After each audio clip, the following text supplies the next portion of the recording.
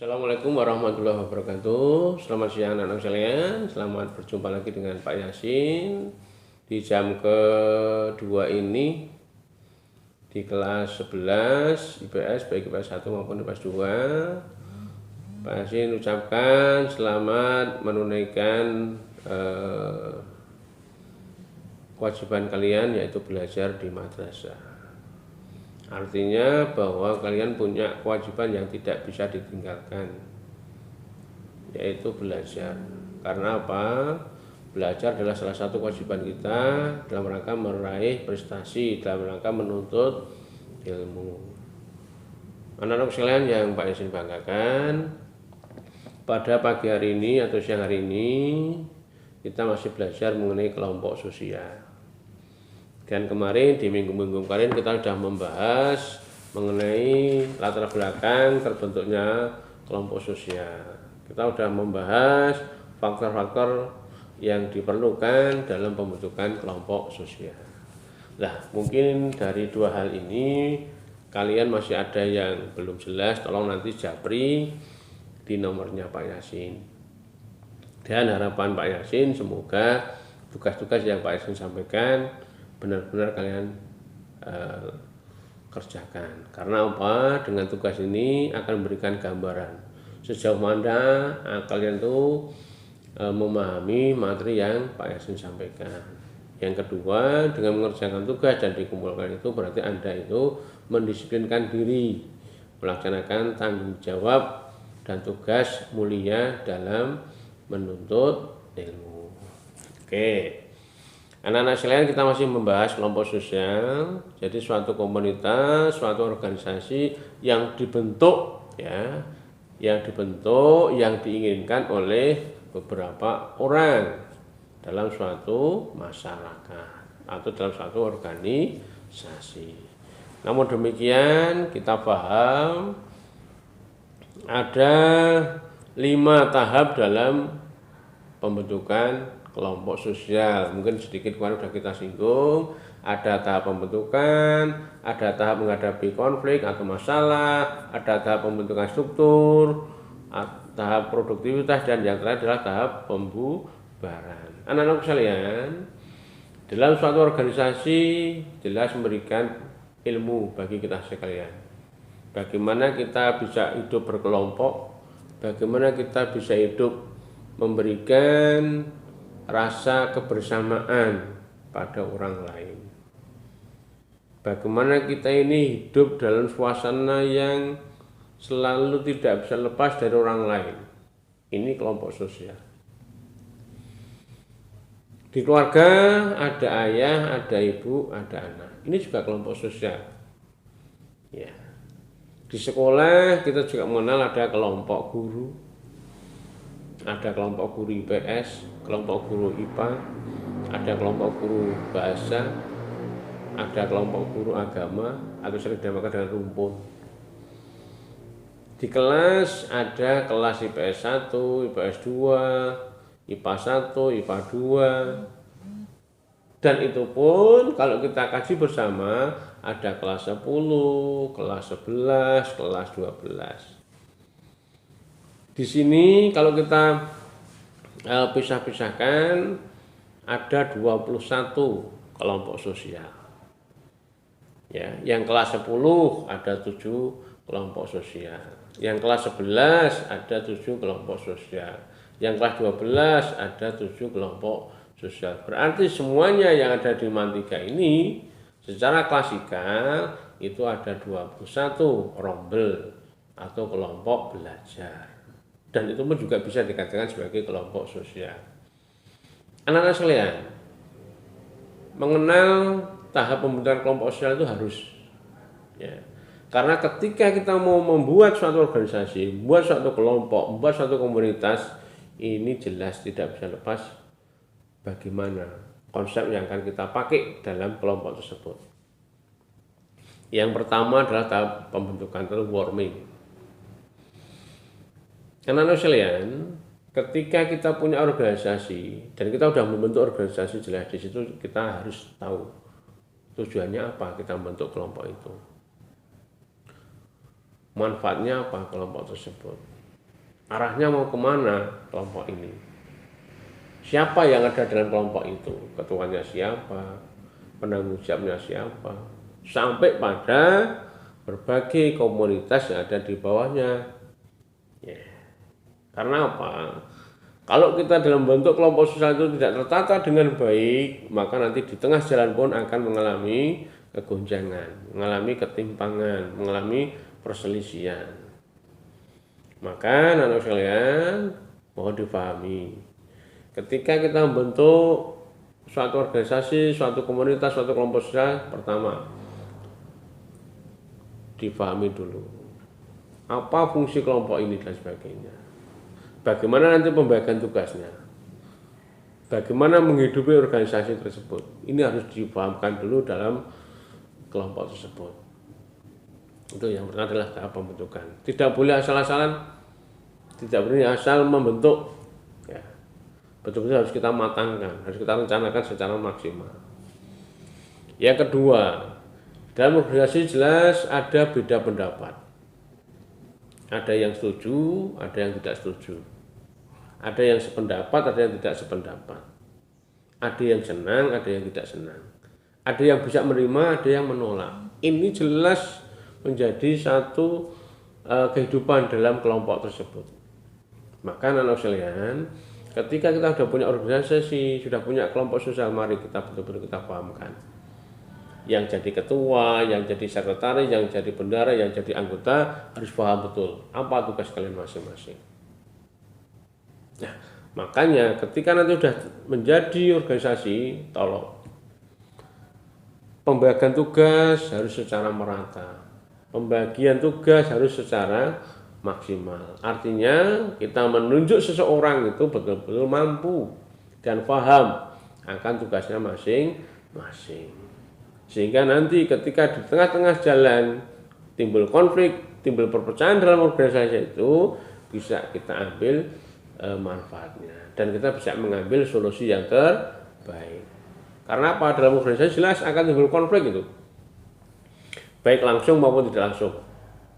Ya, baik tiba-tiba maupun timbulnya itu karena pengaruh-pengaruh orang lain, pengaruh faktor-faktor yang lain. Ini harus kita pahamkan betul. Dan kita menghadapi konflik dalam organisasi itu tidak boleh secara individual, tapi harus secara kebersamaan, ya, secara kegotong royongan, secara musyawarah mufakat. Yang ketiga, kita mengenal tahap pembentukan struktur. Jelas dalam organisasi itu jelas ada, kalau di madrasah ya ada kepala madrasah, ada kepala TU, ada guru, ada karyawan, di bawah sendiri ada siswa. Dari masing-masing komponen itu jelas harus punya tugas yang jelas. Oh, kepala sekolah tugasnya seperti ini, guru tugasnya seperti ini, karyawan sampai ada siswa. Dan itu semua kalau sudah berjalan dengan baik, dinamikanya sudah berjalan dengan baik, maka organisasi itu akan bermanfaat bagi orang lain. Dan organisasi itu akan memberikan nilai bagi orang lain yang terbaik.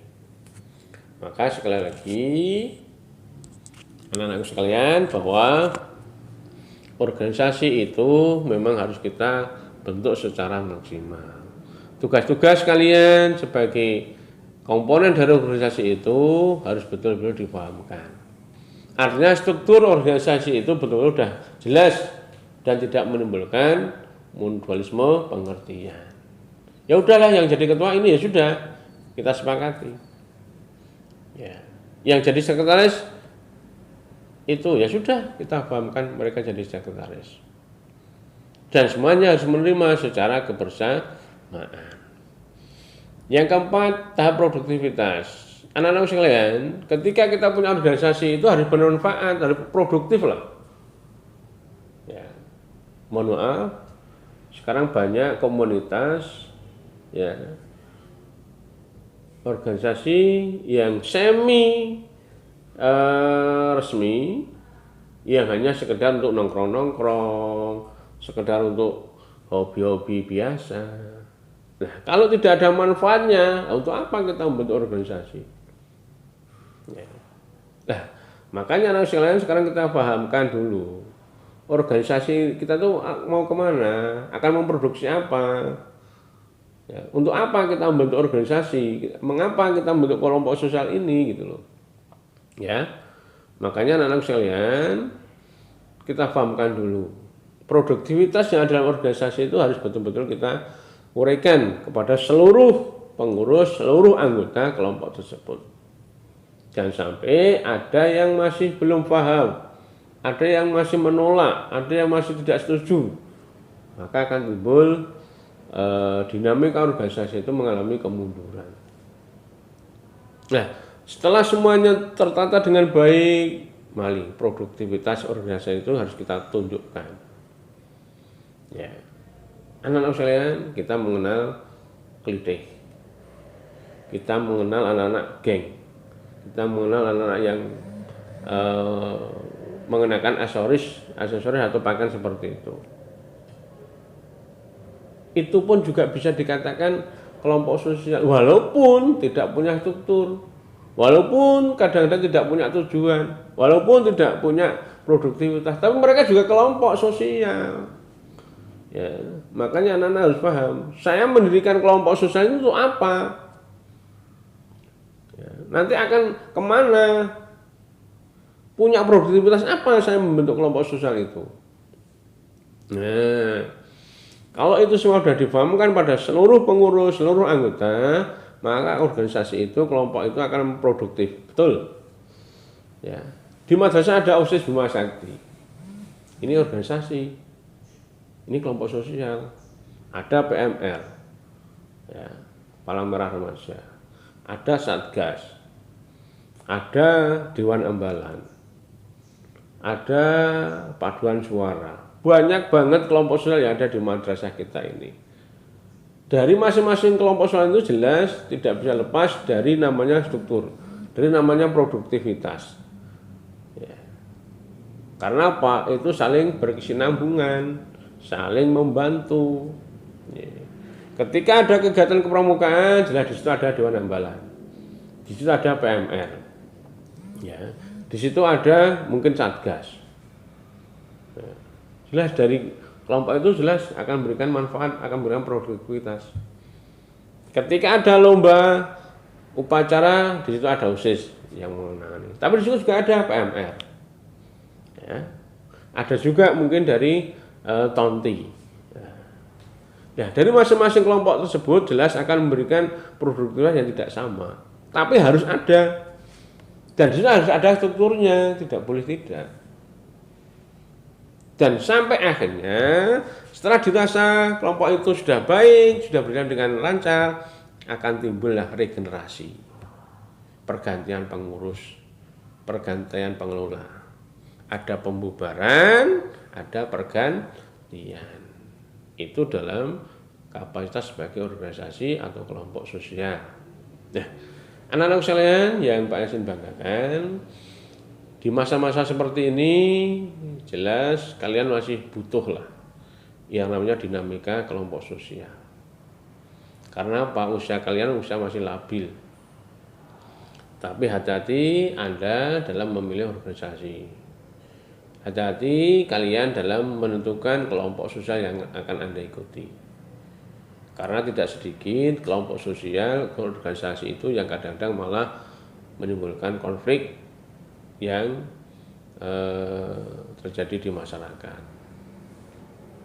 Ya, tadi sudah saya sebutkan, klitih itu kelompok sosial, tapi nggak ada manfaatnya, bahkan sering menimbulkan konflik. Ya jangan diikuti. Ya, nongkrong-nongkrong di jalan, kalau toh itu nggak ada manfaatnya, jangan diikuti. Boleh kita mencari teman sebanyak-banyaknya, boleh kita mengikuti organisasi semaksimal mungkin, tapi kita paham dulu namanya apa, tujuannya kemana, aktivitasnya apa, dasarnya apa. Ini harus kita pahami dulu sebelum kita masuk sebagai anggota atau pengurus. Ya. Dan mungkin kalian pun juga punya sejarah dalam kelompok sosial itu. Ya, punya dinamika, punya cerita-cerita, tolonglah. Saya minta nanti setelah pembelajaran ini kamu tulis ya dalam buku tulis kalian masing-masing. Apa nama organisasi, nama kelompok sosial yang pernah Anda ikuti? Yang pertama adalah nama organisasi atau nama kelompok sosial. Yang kedua, tujuannya untuk apa Anda mengikuti kelompok tersebut? Yang ketiga, peran kamu sebagai apa dalam organisasi tersebut? Yang keempat, apa yang sudah Anda raih dalam kelompok tersebut? Ya, 4 aja lah. Nama kelompok, tujuan kelompok itu, peran Anda dalam kelompok tersebut. Yang keempat, apa yang sudah diraih dari kelompok tersebut. Ya, itu aja, nanti ditulis dalam buku sosiologi. Itu bukan tugas, tapi itu adalah pengalaman kalian. Anda menulis pengalaman kalian masing-masing. Pak Yasin percayalah, Anda punya berbagai kelompok sosial. Ambil salah satu contoh, Anda tuangkan dalam tulisan. Oh Pak, saya ikut organisasi A. Ya, tujuannya ini loh Pak, 1, 2, 3, 4. Peran saya di situ sebagai ketua. Dan tugas saya ini loh Pak, 1, 2. Ya, yang keempat, manfaatnya apa Anda di situ itu? Apakah untuk belajar, apakah hanya untuk sekedar cari nama, atau hanya sekedar untuk cari teman? Nah ini harus Anda sampaikan. Ya sekali lagi ini bukan tugas, tapi ini pengalaman kalian ketika Anda berada di dalam suatu kelompok sosial. Ya, jadi 4 tahap itu anak-anak sekalian dalam pembentukan kelompok sosial. Yang pertama adalah tahap pembentukan. Ya, dibentuk itu untuk apa? Nah, kelompok sosial itu harus dibentuk secara maksimal. Yang kedua, bagaimana ketika organisasi itu menghadapi konflik? Bagaimana cara pemecahan masalahnya? Yang ketiga, bagaimana kita membuat struktur itu secara baik, ya, dari ketua sampai pada seksi-seksi yang ada di bawahnya. Apa yang sudah diproduktivitaskan oleh organisasi itu? Apa yang sudah dikembangkan dalam organisasi itu? Apakah kesenian? Apakah ekonomi? Apakah keagamaan? Apakah apa saja yang ada kaitannya dengan produktivitas. Dan yang terakhir ada regenerasi. Ya, ada pembubaran, ada pembentukan yang baru. Ya, 5 tahap itulah yang harus Anda pahami dalam rangka membentuk, mewujudkan suatu kelompok sosial yang dinamis, ya, yang punya karakter, punya kemampuan untuk membangun masyarakat. Nah itu aja anak-anak sekalian, karena ini udah waktunya mungkin sudah hampir habis. Itu aja, jadi sekali lagi tolong nanti setelah pembelajaran ini Pak Yasin inginkan Anda menulis pengalaman kalian selama Anda mengikuti salah satu organisasi. Bisa di sekolah, bisa di pondok pesantren, bisa di masyarakat. Itu aja anak-anak sekalian, banyak salah Pak Yasin mohon maaf. Mari kita akhiri dengan bacaan alhamdulillah. Alhamdulillahirabbil alamin. Assalamualaikum warahmatullahi wabarakatuh.